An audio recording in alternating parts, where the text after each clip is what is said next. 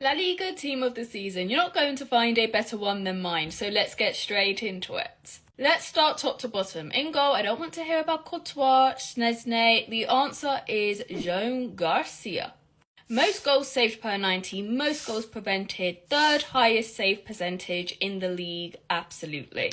Now on to our back four, and at left back, even though he's been injured for a few games, I've gone with Balde.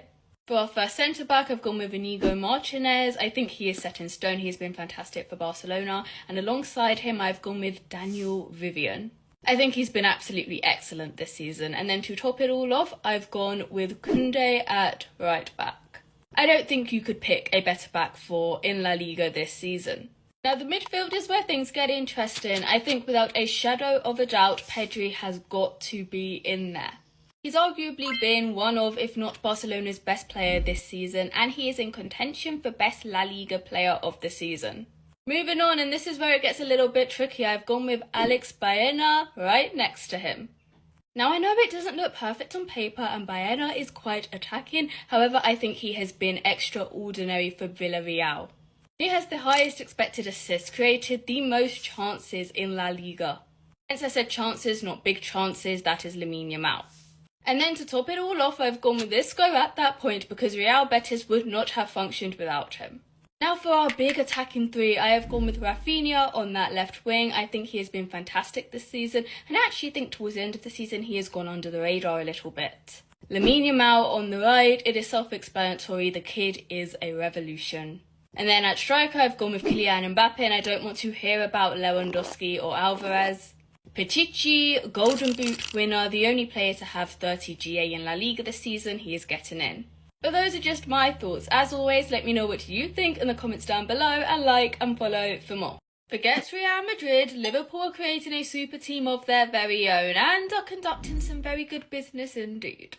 They're only closing in on one of the greatest midfield talents of his generation. Florian Wirtz, welcome to Anfield. The perfect modern-day midfield maestro can play behind his centre-forward, wriggle out of tight spaces and dictate play with a simple pass. Now he is unplayable between the lines, but he is also lethal when out wide. Arguably he is even more dangerous as a left-sided attacking midfielder. Excellent link-up play, can beat his man and has a good eye for a pass. If this goes through for Liverpool, there is no doubt I will become green with envy because what a fantastic purchase. On top of this, I know there's an on top of this, they've not only lost one of the most expensive right backs in the world, but they have replaced him with one of the world's best. They've only gone and rinsed Bayer Leverkusen dry because welcome to Liverpool, Jeremy Frimpong. Salah is an excellent player, but he is an ageing player, and over time I think we're going to see him transition more into a right forward player as opposed to being out wide. And as a result, Liverpool are going to need more attacking firepower down that right wing, and I think Frimpong is a solid option. Really good business there, and he's not the only one because they've only gone and sorted out that left back position as well. Robertson is great, but Liverpool are going to need a player for the future, and Bournemouth's Milos Kerkez is the chosen one. If they could get him, it would be amazing because he has been arguably the best left back in the Premier League this season. And to top it all off, they are rumoured to be going in for Frankfurt's Hugo Ekitike. Now, I've seen a few reservations with this transfer, especially because Frankfurt want 100 million for him. And if you take a look at how many chances it's taken him to score, I think 15 goals in the Bundesliga, I understand the reservations. However, Ekitike remains a very talented player in his link-up play, hold-up play, and the way he brings others into the game. And under the right guidance, maybe it won't be another Darwin Núñez situation, but that remains to be seen. But wow, incredible business from Liverpool. But as always, let me know what you think in the comments down below, and like and follow for more. I'm trying to come on here as calmly as possible, but I cannot even. PSG have won the Champions League. Did you see the campaign? Did you see what they were doing with campaign? Guys, I can't speak. When I tell you I have tried to film this video over and over again because I don't know what to say. Words have escaped me, and I'm always talking. I always have a lot to say, and apparently I don't have a lot to say right now because PSG are European champions. European champions. I don't know if you are processing me. European champions. 5-0. This was a massacre. This was all the curs, okay? 5-0. Inter got absolutely demolished. It is a record for the most goals scored by a team in a Champions League final. Only Luis Enrique, only PSG. We went from being a laughingstock, the laughingstock of Europe, so disliked, so hated, to Champions League winners. Messi, Neymar, Mbappe, Verratti. I miss Verratti. Verratti should have been here. But Verratti, all gone. And Marquinhos, sticking Pembe. Did you see them? Keep Pembe. This is the best front three in Europe. I don't want to talk about it. Desiree Doué is 19 years of age. He is 19 years of age. 2 goals, 1 assist in a Champions League final. I don't want to hear about you, man. I don't want to hear about nobody. This is the future. If I do not see Ousmane Dembele with a Ballon d'Or in hand in October, I am done. I am done with this sport. I am done with it all. That is our Ballon d'Or winner. I know I said wait till the Club World Cup, wait till the Nations League. It is done. It is finished. Ballon d'Or, okay? Hakimi was astounding. Vitinha, fantastic. Fabian, Donnarumma, in the little bit he had to do, he done it well. Desiree Doué, have got to speak about Desiree Doué. I think I spoke about Desiree Doué, but I'm speaking about Desiree Doué again. 2 goals in a Champions League final against Inter. Are we processing this? Has Yamal even had a better season than Desiree Doué? I don't think so. A quadruple winner. PSG are quadruple winners. I just realised that fact. Quadruple winners. I think he's like the second youngest to score in a Champions League final since Cristiano Ronaldo. It is completely and utterly insane. Like, I don't even know what to say right now. You're going to get me a lot more composed tomorrow when I wake up and it's kind of worn off, and I'll do some sort of tactical analysis about how we bossed Inter, because I know you all love those. But for now, Luis Enrique, the second manager in history to win a treble with 2 teams, quadruple with PSG, but treble nonetheless. Also, Mayulu, I think I said something about Mayulu, but that goal was fantastic. He's itty-bitty and he's scoring in a Champions League. Anyway, this is not the last you've heard from me. You will be hearing about PSG's Champions League win for the next week, so, get prepared. PSG versus Inter was one of the most dominant performances I have seen from a team in a final, but how did they do it? I'll tell you how. Complete suffocation from beginning to end. Inter couldn't play out of the back if they got on their knees and prayed for a miracle. PSG completely broke down their usual 3-5-2 formation to the point where they could not work through their transitions. I want to talk about Ousmane Dembele and Fabian Ruiz in particular because I think they were key for PSG's success. I think we all know Dembele's work rate was absolutely through the roof yesterday, but I think it was interesting how he mainly just pressed Sommer, leaving Acerbi free. Fabian Ruiz directed his attention on Chanaloglu and everybody else followed accordingly. Kvara took a stab on whoever was on that left-hand side, Doué, Bastoni. Nuno Mendes made continuous runs inside, which left a lot of space in that left wing for Kvara, Doué, whoever was there. I think I saw Hakimi there at some point to do their thing. This made it impossible for Inter to play out of the back, and Sommer was reduced to just spamming long balls that went absolutely nowhere. On top of that, off the back, PSG identified DiMarco as Inter's weakest link. You can see with PSG's opening and second goal that they put a lot of bodies in central areas and on the left-hand side. This of course enticed Inter to defend those areas, which left the right-hand side free. You see Dembele there in a lot of space in Inter's first goal. You then see Desiree Doué in the same space before DiMarco is pulled towards him. And then he turns his back to goal as Desiree Doué takes the shot, which should never happen. I want to talk a little bit about Ousmane Dembele's role because I think he was absolutely outstanding yesterday. To me, it looked like a free-flowing false 9 role where he was dropping deep, facilitating play, pressing very high and attacking from out wide. I think the build-up to PSG's third goal demonstrates this the best. You can see he drops deep, picks up the ball from Vitinha, lays it off with a nice little flick, and then the ball makes its way to Desiree Doué, who bangs it in. There was another example when Dembele yet again was playing a little bit deeper, laid the ball off to Hakimi, who just put it shy of the net. I think the early goals from PSG as well as their press just threw Inter off the mark completely. They were making mistakes that they were not against Barcelona. Their passes were inaccurate, the few shots they had on goal were completely off target. Even that chance for Thuram in the first half where his header went just wide of goal, against Barcelona that is going in. PSG completely suffocated them from beginning to end in what was one of the greatest performances from a team in a final I think we have ever seen. And honestly, well deserved for PSG. But as always, let me know what you think in the comments down below, and like and follow for more. Everybody wants to talk about how this PSG UCL win does not bode well for Kylian Mbappe's legacy, and it doesn't. It shouldn't, but it doesn't. There are 3 things I want to address in this video. Number 1, how Mbappe in part is the reason why PSG are champions of Europe. Number 2, the whole idea of Mbappe making Madrid worse and PSG better. And number 3, Kylian Mbappe's PSG legacy. So number 1, a lot of people are talking about how Mbappe left, which allowed other people to shine, the press became better and PSG became a more complete team, and that's why PSG won the Champions League.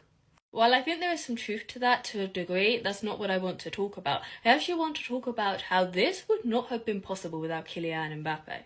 When Mbappe extended with PSG in 2022, one of his conditions to extend was to bring in Luis Campos. Campos is the one who brought Mbappe to Monaco, and Mbappe has long time admired him and they are good friends. And with Campos came Vitinha, came Fabian Ruiz, came João Neves. With Campos came Barcola, came Doué. A lot of these players who've been instrumental for PSG all comes back to Campos and Mbappe saying we need him.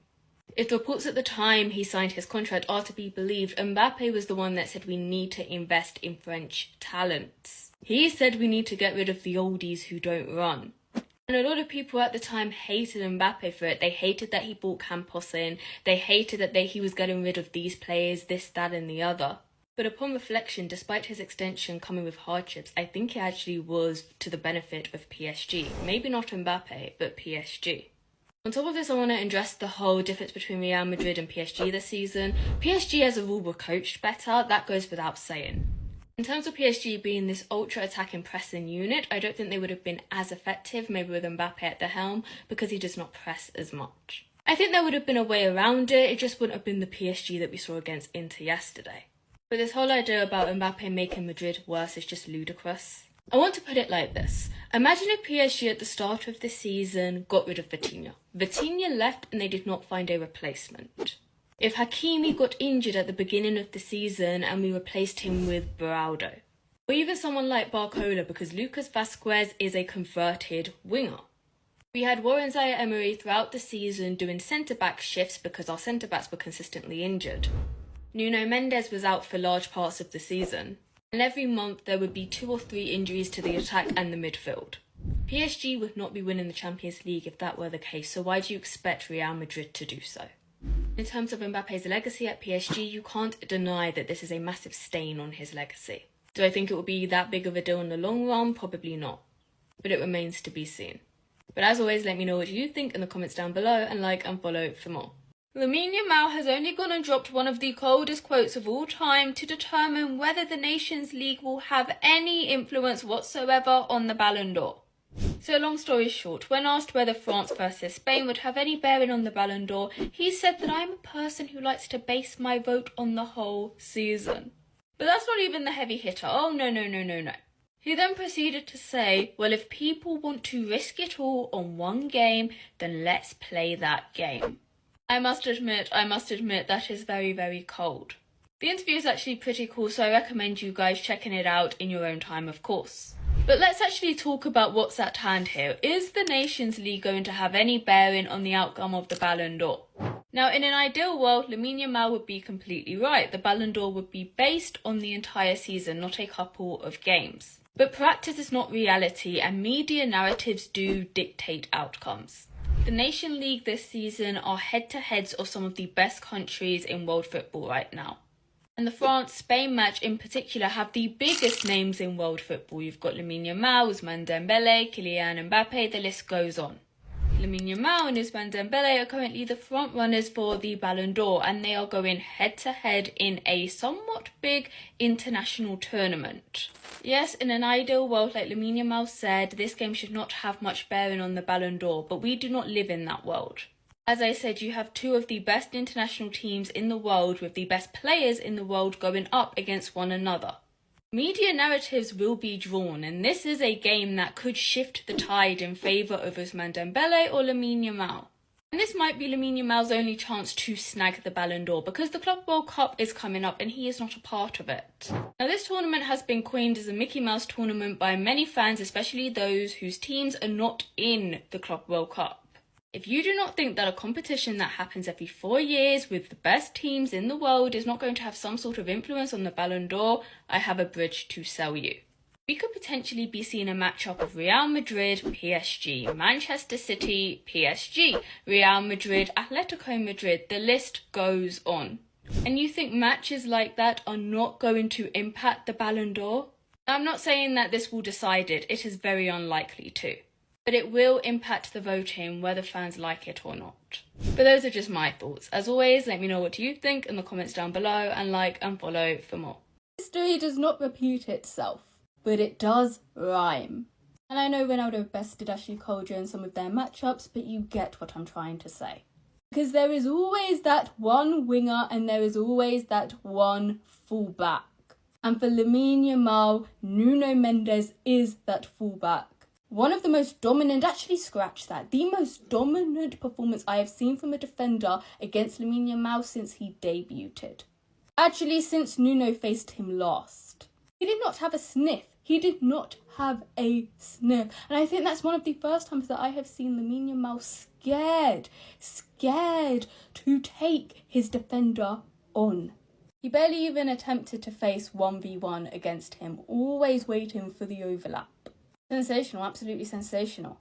But Nuno was by far the man of the match. He was incredible today. Defensively, he was solid, as I said, against Lamine Yamal, but he also stumped out several Spanish attacks. But I mean, the goal he scored was absolutely outworldly. The assist for Cristiano Ronaldo, excellent finish, by the way, but Nuno.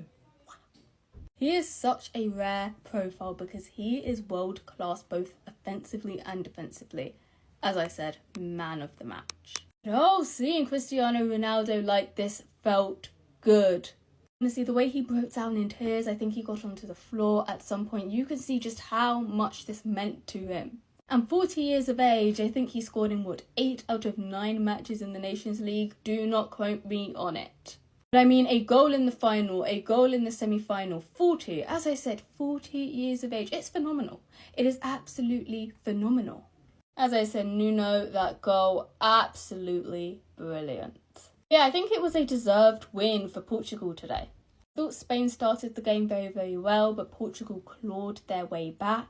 There were some tight calls on either end. Of course, there was that offside goal for Portugal. Bruno Fernandes, excellent finish. But well deserved, very, very well deserved. But as always, let me know what you think in the comments down below and like and follow for more.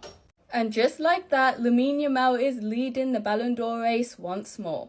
But I'm going to get on to that later. First, Didier Deschamps. I've been telling you guys for months, Turkey is the truth and he should have started today against Spain. I understand that Spain made some substitutions, but Turkey changed that game in France's favour. The goal he scored had me standing up on my feet applauding. He is everything France's midfield has been missing and more. His distribution, his passing, his skill, his eye, his vision, everything magnificent. I could go on and on and on. But the fact that France almost came back from being 5-1 down at one point is absolutely astounding. You know what, it is a reflection on Spain to go up by so many in such a short period of time, just to end the game with such a small margin.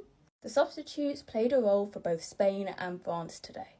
But I think above all, the difference was the goalkeeping. Magnon was letting in goals, letting in shots that the Spanish keeper was just not letting through. He made save after save after save. France hit the woodwork twice. We can't ignore the fact that France were without most of their defensive players. No Upamecano, no Tchouaméni, no Camavinga, no Saliba, no Koundé, the list goes on. So yes, I think Spain for the most part played an excellent game and they completely schooled that French defence. But I honestly believe it's a different ballpark if France actually had their players fit. While I do think Deschamps has to go, he wasn't lying when he said this is a different France team that faced Spain in the Euros. Honestly, Yamal, we have got to talk about him. What an excellent performance once again, and I said that this would change the perceptions for the Ballon d'Or. Of course it will. If you're going to put on a man of the match performance against your Ballon d'Or competitor and come out on top, yes. Lamine Yamal's whole argument for the Ballon d'Or is that he is playing at the level of the best player in the world, and he once again has been one of the best players against the supposed best. Sorry, my head is on Mars at the moment. If this literally will spring him into first place if he is not there already, quite obviously. Of course, there is still the Club World Cup, yada yada yada, but for now, watch this space. One thing I would like to say is, why is he starting Rabiot in 2025? I think one of the biggest issues is France has runners, and that Rabiot would rather run around like a fidget spinner instead of track a player's run. It was horrendous. He was absolutely horrendous. And also, I thought France were selfish in the first half. Mbappe was passing when he should have shot. Dembele set up a few good chances, but still went for goal a few times when he shouldn't have. I don't even want to talk about him. Mbappe exists. Dembele exists on the pitch. You can pass to them. But I will say one thing. If this game has showed me anything, it's yes, Spain are fantastic. But France can be even more dangerous if used correctly. But as always, let me know what you think in the comments down below, and like and follow for more. And just like that, Lamine Yamal is leading the Ballon d'Or race once more. But I'm going to get on to that later. First, Didier Deschamps. I've been telling you guys for months, Cherki is the truth, and he should have started today against Spain. I understand that Spain made some substitutions, but Cherki changed that game in France's favour. The goal he scored had me standing up on my feet applauding. He is everything France's midfield has been missing and more. His distribution, his passing, his skill, his eye, his vision, everything magnificent. I could go on and on and on. But the fact that France almost came back from being 5-1 down at one point is absolutely astounding. You know what? It is a reflection on Spain to go up by so many in such a short period of time, just to end the game with such a small margin. The substitutes played a role for both Spain and France today. But I think above all, the difference was the goalkeeping. Magnan was letting in goals, letting in shots that the Spanish keeper was just not letting through. He made save after save after save. France hit the woodwork twice. We can't ignore the fact that France were without most of their defensive players. No Upamecano, no Tchouaméni, no Camavinga, no Saliba, no Koundé, the list goes on. So yes, I think Spain for the most part played an excellent game and they completely schooled that French defence. But I honestly believe it's a different ballpark if France actually had their players fit. While I do think Deschamps has to go, he wasn't lying when he said this is a different France team that faced Spain in the Euros. Honestly, Yamal, we have got to talk about him. What an excellent performance once again, and I said that this would change the perceptions for the Ballon d'Or. Of course it will. If you're going to put on a man of the match performance against your Ballon d'Or competitor and come out on top, yes.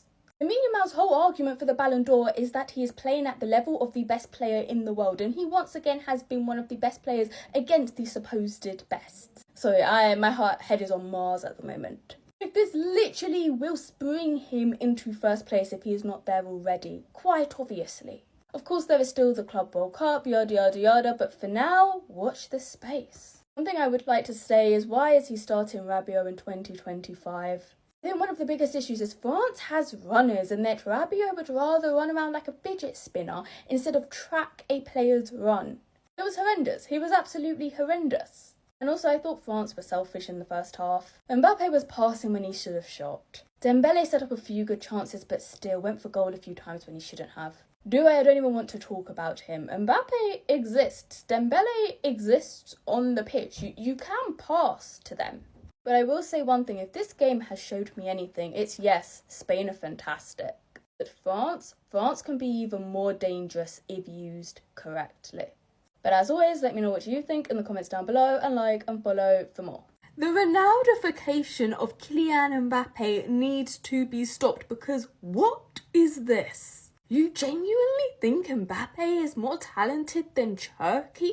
Am I reading this correctly? Am I going insane? What a ludicrous take. And the fact that it has 1.6 thousand quote tweets kind of says it in a nutshell. I am sick, and it's not just because of Mbappe, but I am sick of the revisionism amongst football fans. People think technical ability is flair. It's doing a few fancy dribbles and that's all it is to it. Mbappe's ball striking alone demonstrates just how technical he is as a player. Kylian Mbappe is one of the most talented players we have ever seen in football because he is several things rolled into one. Technical ability does not just relate to dribbling.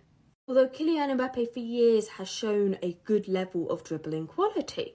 Just because he's playing in a position where he's not showing it off as frequently does not mean that he never had the ability to dribble. Or even to this day, when the occasion requires it, he is not dribbling. He has some of the best dribbling stats in the world this season, but moving on. But yeah, where was I? Technical ability also relates to how you manipulate, how you control the ball. Mbappe, when he is running with the ball up pitch, that is technical ability. It is that close control of the ball while sprinting at full speed. His ball striking, placement, manipulation of the ball is all technical. He is also a crazy athlete, which I think works against him. But it's why he's been able to sustain so many seasons at the top level, is because he is a freak of nature. And this person's entire argument was about talent. This combination of skill, explosiveness, physical and technical ability coupled with his goal scoring is what makes him an unreal talent. I despise the direction football is going because a player can do a little skill on the pitch and then he's going to become the best player in the world. It's ridiculous. It's absolutely ridiculous. But as always, let me know what you think in the comments down below and like and follow for more. Ribéry has cooked, or well, he has attempted to cook Cristiano Ronaldo for what he said about the Ballon d'Or. Very quickly, Ronaldo said in an interview that the Ballon d'Or for him must be a player who has won the Champions League, and he thinks that the Ballon d'Or has lost its value. Had to make myself teeny, but Ribéry then took to his Instagram to respond. So you need to win the Champions League to win the Ballon d'Or? And of course he is referring to Ronaldo's Ballon d'Or win in 2013 when he supposedly robbed Ribéry. So in 2013, Ribéry had won a treble with Bayern, and that of course includes the Champions League. He even assisted Robben for the winning goal in the final. Now everybody believed that Ribéry was going to win the Ballon d'Or, but no, he didn't win. He did not even come second, he came third. Ronaldo won with something like 27% of the vote. Then came Messi, then came Ribéry. And I think the real kicker for Ribéry is Ronaldo had not won silverware with Real Madrid. But he had scored 66 goals in 56 games, which obviously earned him the impressive feat. But Ribéry was not impressed at the time, and he is still not impressed now, clearly. So when Ronaldo said that about the Ballon d'Or earlier today, it must have stirred a few unhappy feelings buried deep in Ribéry. Although probably not that deep because, he did voice it across social media, Twitter too. Hey, what do we think about this? As always, let me know what you think in the comments down below and like and follow for more. I think we may have just found yet another Kylian Mbappe reaction meme. He was not happy with Michael Oliver's handling of the game yesterday, literally took his hand, looked at his watch and said, add on the time. But that's not even what I want to talk about, I just found it funny. But Mbappe gave an interview after the game, which I found very interesting. Of course he brought up Michael Oliver and his time management. But what was truly interesting is what he commented about the French national team's performance. Please pause to read. But what he essentially said is France played well. He said he was happy with some parts of the performance. What was an issue is Spain had that moment in the first half, that 10 minutes when France switched off. And they scored, 2 goals? And then during the second half, France started strongly, but then again they switched off at the back and Spain punished them. And I think he's right in that regard. People are forgetting that France essentially were without a defence yesterday. France have not kept a clean sheet in 10 games without Upamecano. He is absolutely essential for this French back line. He was injured. Saliba was injured. No Koundé, no Camavinga. Tchouaméni was on the bench after suffering an injury during training yesterday. They did not have any defensive midfielders. They didn't have their starting right back. They didn't have one of their starting centre backs. And Magnon has got to go. And I think France's defensive performance was a reflection of a team of players who had never played in a defensive unit before. Of course, they're going to concede many goals. Half of them are not good enough, and they also are not familiar with one another.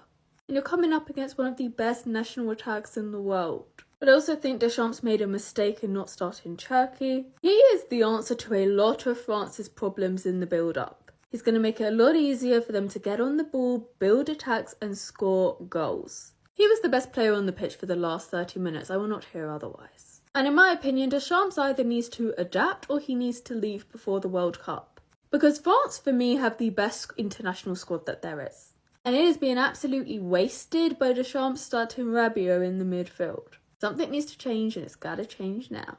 But as always, let me know what you think in the comments down below and like and follow for more.